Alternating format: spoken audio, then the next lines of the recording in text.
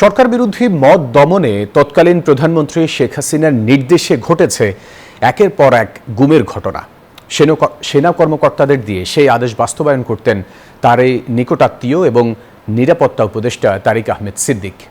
JIC সেলে Azmi, Michael Chakpa সহ ২৬ জনকে গুম করে নির্যাতনের অভিযোগ গঠনের শুনানিতে ট্রাইব্যুনালে এসব তথ্য তুলে ধরেন চিফ প্রসিকিউটর।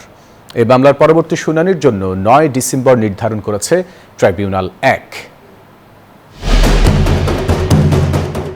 ২০০৯ সালে ক্ষমতায় আসার পর থেকেই নিজেদের অবস্থান ও ক্ষমতা কুক্ষিগত ও দীর্ঘস্থায়ী করতে বাহিনীগুলোর অপব্যবহার শুরু করে আওয়ামী লীগ সরকার। বিভিন্ন সময়ে গুম করে টর্চার সেলে বা আয়নাঘরে নিয়ে করা হতো নির্মম নির্যাতন।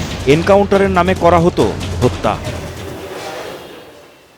সব মশার বিরুদ্ধে সুরক্ষা দিতে এলো বসুন্ধরা এক্সট্রিম অ্যারোসল, মশার বিরুদ্ধে এক্সট্রিম সুরক্ষা। প্রসিকিউশন বলছে ভিন্ন ভিন্ন সময়ে ২৬ জনকে আয়নাঘরে নিয়ে গুম নির্যাতন করা হয়, যারা পরবর্তীতে ফিরে আসেন আর তাদের ওপর করা নির্যাতনের বর্ণনা দিয়েছেন প্রসিকিউশনের কাছে।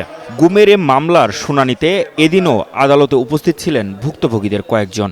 ভবিষ্যতে যেন এই ধরনের আর কোনো রকমের বাংলাদেশে দুর্দিন না আসে, ফ্যাসিবাদী কায়দাকে শাসন না করে, কোনো জেনারেল অন্ধ করে মানুষের জুলুম নির্যাতন না করে, গুম খুন না করে, এটার একটা দৃষ্টান্তমূলক শাস্তি হলে ভবিষ্যতে এই ধরনের আর কেউ করার ধৃষ্টতা দেখাবে না। ২০১৫ সালের অক্টোবর থেকে ২০২৪ সালের আগস্ট পর্যন্ত জয়েন্ট ইন্টারোগেশন সেলে গুম করে রাখার মামলায় রোববার হাজির করা হয় ডিজিএফআই এর সাবেক ৩ পরিচালককে। রবিবার শেখ হাসিনা, তারিক সিদ্দিক, ডিজিএফআই এর সাবেক ৫ ডিজি, ৩ পরিচালক সহ ১৩ জনের বিরুদ্ধে চার্জ গঠনের শুনানি শেষ করে রাষ্ট্রপক্ষ।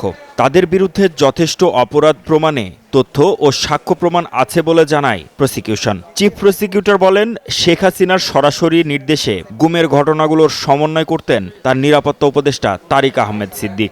মূল নির্দেশটা আসতো সবসময় শেখ হাসিনার কাছ থেকে। যখন শেখ হাসিনা সরাসরি নির্দেশ না দিতেন, সেই জায়গাগুলো শেখ হাসিনা তার সামরিক উপদেষ্টা তারিক সিদ্দিকী, যিনি তার ছোট বোনের দেবর, তার মাধ্যমে নির্দেশ দেওয়া হতো। Tariq Siddiqui DGFI, army, RAB, police সবার উপরে ক্ষমতাধর ব্যক্তি ছিলেন। তিনি শেখ হাসিনার পক্ষে কমান্ড করতেন কাকে কখন গুম করতে হবে, কাকে হত্যা করতে হবে, কাকে বন্দি রাখতে হবে, কাকে কখন ছেড়ে দিতে হবে। গ্রেপ্তার ৩ সেনা কর্মকর্তার আইনজীবী আদালতকে জানান, সেনা আইনের তদন্তে তাদের বিরুদ্ধে কোনো অভিযোগের প্রমাণ মেলেনি। আর্মির কর্তৃপক্ষের মাধ্যমে কোর্ট অফ ইনকোয়ারি একটা তদন্ত রিপোর্ট হয়েছে।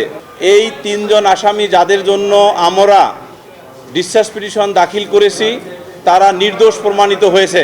এদিকে ট্রাইব্যুনাল ২-এ কুষ্টিয়ায় ৬ জনকে হত্যায় মানবতা বিরোধী অপরাধের মামলায় হাসানুল হক ইনুর বিরুদ্ধে তৃতীয় দিনের সাক্ষ্য গ্রহণ অনুষ্ঠিত হয়েছে।